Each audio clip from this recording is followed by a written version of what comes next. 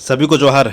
14 JPSC परीक्षा खत्म हो चुका है और अभी आप सभी के मन में एक सवाल उमड़ रहा जो सबसे अधिक है। सवाल ये है कि 14 जेपीएससी पीटी का कट ऑफ क्या रहेगा।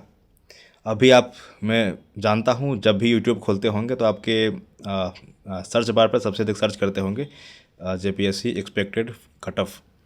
तो ऑब्वियस ही बात है ना। आपने प्रीलिम्स दिया है, आपको तैयारी करनी है मेंस की, और आप ये श्योर होना चाहते हैं कि मैं इन हूँ या आउट हूँ। तो ऐसे समय पे सबसे ज़्यादा सर्च करना ऑब्वियस है। तो मैं आपको क्लियर बताऊँ कि बहुत सारे चैनल्स पे और बहुत सारे टीचर्स ने अलग अलग अपने केस किए हैं, गेस ही कह सकते हैं, और सब ने अलग अलग कट ऑफ बताया है। किसी ने 110 से शुरू करके कुछ लोग तो 150 तक पहुंच गए हैं। तो अगर हम पीछे का हिस्ट्री देखें तो 6 जेपीएससी में कट ऑफ था 103 क्वेश्चन, 7th जेपीएससी में कट ऑफ था 124 क्वेश्चन, और 11th जेपीएससी में कट ऑफ था 123 क्वेश्चन। खैर, कट ऑफ जो जारी होता है उसके पीछे बहुत सारे फैक्टर्स होते हैं। तो उसमें एक सबसे इम्पोर्टेंट फैक्टर होता है नंबर ऑफ़ सीट्स, और दूसरा फैक्टर होता है कि कितने बच्चों ने एग्ज़ाम दिया। एक और फैक्टर होता है कि क्वेश्चन का लेवल कैसा था। तो सभी बातों को देखते हुए हम लोग एक बीच का एक रिजल्ट निकालेंगे कि इस बार कट ऑफ क्या हो सकता है। तो सबसे पहले हम लोग जानेंगे कि इस बार जो हमारा नंबर ऑफ़ सीट्स है ये ओनली 103 है। इस बार जो नंबर ऑफ़ सीट्स है ये ओनली 103 है। हाँ, ये बिल्कुल ये भी ज़रूर है कि इस बार बहुत कम बच्चों ने एग्ज़ाम दिया है। इस साल लगभग माने तो 1.25 लाख से भी कम बच्चों ने एग्ज़ाम दिया है। लास्ट ईयर अगर हम लोग देखें तो 2 लाख से प्लस लोगों ने पीटी की परीक्षा दी थी। खैर, क्वेश्चन का अगर लेवल देखा जाए खोल के, मैं बोलूँ तो लास्ट ईयर के मुकाबले इस बार क्वेश्चन अगर दोनों पेपर्स को देखा जाए तो कम है। ठीक है, पेपर 1 अगर खुल के बोला जाए, पेपर 1 तो पेपर 1 लास्ट ईयर अगर 100 था लेवल, तो इस बार लेवल 95 है। ओके।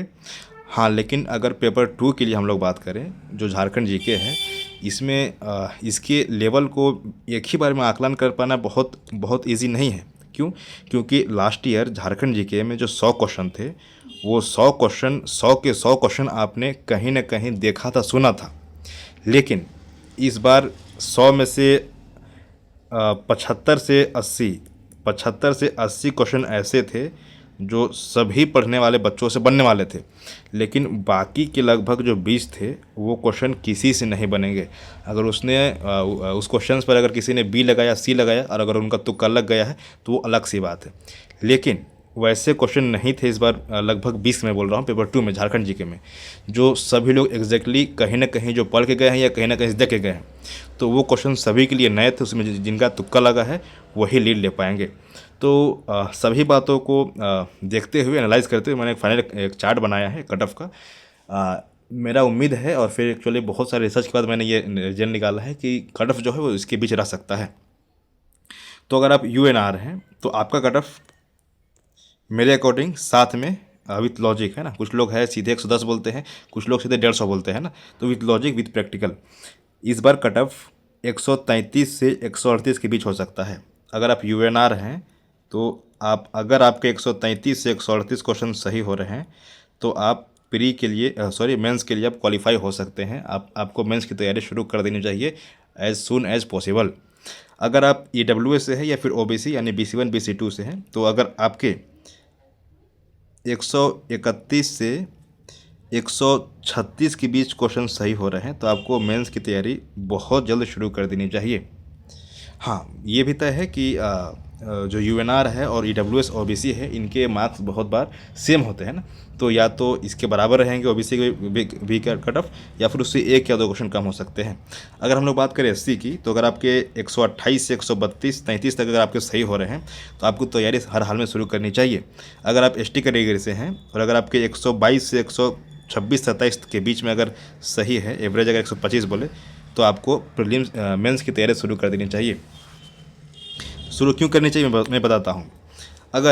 अगर अभी मान के चले आप, मैं यूएनआर को लेके बोलता हूँ कि अगर मान के चले अभी आपके 135 क्वेश्चन सही हैं और अभी मेंस की तैयारी आप शुरू नहीं करते हैं, लगभग ऐसा माना जा रहा है कि 15 से 20 दिनों में प्रीलिम्स का रिजल्ट आ जाएगा। अभी आप तैयारी छोड़ दे रहे हैं ये सोच के कि मेरा प्रीलिम्स नहीं होगा, और ये जो 15 दिन, जो शुरू के 15 दिन हैं, जो प्रोडक्टिव 15 दिन है, अगर वहाँ पे तैयारी नहीं करते हैं आप, तो बाकियों से हमेशा 15 दिन पीछे रहेंगे आप, क्योंकि मात्र मेंस के लिए आपको 60 से 70 दिन मिलने वाले हैं। अगर उस 60 से 70 दिन में अगर 15 दिन, शुरू के 15 दिन ही नहीं पढ़ते हैं, तो आप बाकी के 50 दिन में आप कितनों तेज़ पढ़े तो बाकी को ओवरटेक आप नहीं कर पाएंगे। सो अगर आपको लगता है कि एक अच्छे स्कोर में मैं हूँ, 135 हूँ, 140 हूँ, तो आपको हर हाल में तैयारी शुरू कर देनी चाहिए। वैसे लोग जो यूट्यूब में आके बोल रहे हैं कि कट ऑफ 150 रहेगा, तो किसी भी हाल में कट ऑफ 150 नहीं जाने वाला है। ओके, हाँ। साथ में अगर आपके मार्क्स बहुत कम है, लाइक 120, आप यूएनआर, अगर आप BC1 हो, यूएनआर हो, और अगर आपके 120 ही सही हो रहे हैं, तो इसका सीधा मतलब ये है कि आपका प्रीलिम्स नहीं होगा। नहीं होगा मीन्स नहीं होगा ना। अगर बार बार आके यूट्यूब में सबके कट ऑफ देखते रहें, कोई बोलेगा 110 होगा, कोई बोलेगा 15, कोई 20 होगा, आपको हिम्मत दिलाने के लिए, अपने कोर्स बेचने के लिए, सिंपल, तो उनके वीडियोज़ देख के आपको फ़ायदा नहीं है। मैं आपको क्या सजेस्ट करूँगा कि अभी बैकलॉग की जो परीक्षा है, आज से आई थिंक 15-20 दिनों के बाद परीक्षा है, फिर से प्रीलिम्स की परीक्षा। और वहाँ पे मैं जहाँ तक जान रहा हूँ कि वहाँ पे BC1 के जो सीट्स हैं, ये टोटल 14 हैं, 14 सीट्स हैं BC1 के लिए। तो अगर आप BC1 से बिलोंग करते हैं और आपके मार्क्स बहुत ही कम है, मैं बहुत ही कम बोल रहा हूँ, लाइक 125 से कम, तो आपको हर हाल में इन सब चीज़ों को छोड़ के, यूट्यूब को छोड़ के, आपको हर हाल में बाकी के जो 15-20 दिन हैं, उस दिन को अच्छे से तैयारी करनी चाहिए बैकलॉग की PT के लिए। हाँ, और इसकी भी तैयारी करने का तरीका क्या है, आप सबसे पहले कल जो आपने एग्ज़ाम दिया है, उस एग्ज़ाम के क्वेश्चंस को एनालाइज़ कीजिए कि क्वेश्चंस कहाँ कहाँ से और कैसे कैसे पूछे गए हैं। तो उन क्वेश्चंस को अगर आप देखेंगे तो आइडिया आपको लग जाएगा कि जैसे 14 JPSC प्री में जो क्वेश्चंस जो बने हैं, जैसे क्वेश्चंस बने हैं, तो बहुत हद तक चांसेस ऐसे हैं कि जो बैकलॉग की परीक्षा होगी उसमें भी क्वेश्चंस के लेवल वही होगा और क्वेश्चंस भी वैसे पूछे जाएंगे। जहाँ तक मैं गेस कर पा रहा हूँ कि दोनों के प्रीलिम्स के क्वेश्चंस हैं वो साथ में बने हैं। ओके, तो दोनों साथ में अलग अलग सेट को दे दिया गया होगा, एक सेट में इसमें दिया गया होगा, एक सेट जो बचेगा उसको दिया जाएगा बैकलॉग में। सो क्वेश्चंस के लेवल सेम ही रहेंगे आई थिंक। सो इस क्वेश्चन को एनालाइज करके आप इसी के अकॉर्डिंग तैयारी करेंगे तो आपको बहुत अधिक पढ़ने की आवश्यकता नहीं है। इसमें जैसे क्वेश्चंस पूछे गए हैं वैसे क्वेश्चंस को पढ़ के जाइए तो आपका प्री हो जाएगा। हाँ, अगर आपने गलती की होगी इसमें जानते हुए, तो अगली बार ट्राई करें कि आप गलती नहीं करें। सो आप सबसे रिक्वेस्ट है, जो BC1 से है, जो ST/SC से है, जिनके लिए बैकलॉग की परीक्षा है, अभी अगर आपके मार्क्स बहुत कम हैं तो सिंपल है, आप यूट्यूब छोड़ के अपनी तैयारी में ध्यान दीजिए।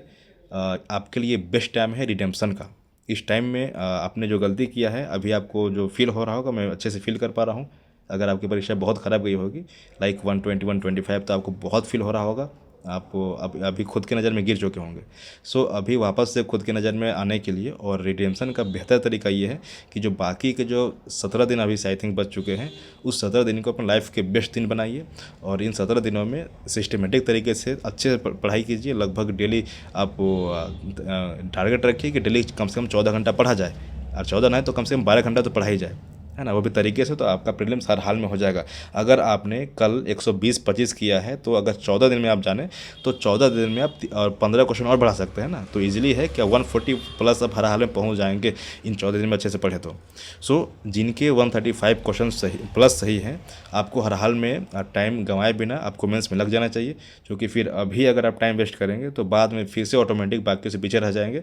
और प्री हो ना हो, अगर बाद में मेंस नहीं हुआ तो ज़्यादा पछतावा होता है ना। मेंस में अगर मान के चलिए 5 नंबर से पीछे रह गए इंटरव्यू कॉल के लिए, तो ज़िंदगी भर वो आपके लिए एक रिग्रेट का रीज़न बन जाएगा। सो बाद में रिग्रेट ना करना पड़े, पछताना ना पड़े, इसलिए अभी जो टाइम बचा है, इस टाइम में बेहतर अच्छे से पढ़िए और तैयारी शुरू कीजिए ना। मैं भी अपने चैनल पे रेगुलर वीडियोस अपलोड करूँगा मेंस आंसर राइटिंग के लिए। जो मेरे नोट्स है जो बहुत अच्छे तरीके से बनाए गए हैं, मैं नोट्स भी अपलोड करूँगा। आई थिंक तो नोट्स आपके लिए हेल्पफुल होंगे और कोशिश क्या, एक्चुअली सारे नोट्स जो मेरे मेंस के हैं, मैं सभी को आपको बिल्कुल फ्री में ही नोट्स प्रोवाइड कराऊंगा और कोशिश करूंगा कि आपके आंसर्स भी मैं देख सकूं। हाँ, तो जो बाकी जो बचे टाइम है, इस पर मैं उम्मीद करता हूँ कि आप बहुत अच्छे तरीके से पढ़ाई करेंगे। और अगर आप इस कट ऑफ से ऊपर हैं, अगर इतने मार्क्स आपके आ रहे हैं, तो आगे से यूट्यूब खंगालने से बेटर है कि आप तैयारी को शुरू करें। आपके जो नोट्स बने हुए हैं, जहाँ से भी नोट्स लिया है आपने, जैसे भी है, या फिर जहाँ से भी क्लास करना चाहते हैं, साथ में मैं जहाँ तक हो पाएगा मैं हेल्प करूँगा अपने नोट्स के थ्रू, अपने आंसर राइटिंग के थ्रू, कैसे आंसर करना है, कैसे बेस्ट आंसर बनाना है। एक्चुअली ये मेरा तीसरा अटैम्प्ट है, इसमें मैं 2 इंटरव्यू दे चुका हूँ। ओके, सो मेरे जो एक्सपीरियंस है उस एक्सपीरियंस को कोशिश करूँगा कि जितने भी लोग हैं सबको मैं दे पाऊँ और उससे आपका हेल्प हो, है ना, हम सभी का हेल्प हो। Okay, so all the best, तैयारी शुरू कीजिए। जोहार।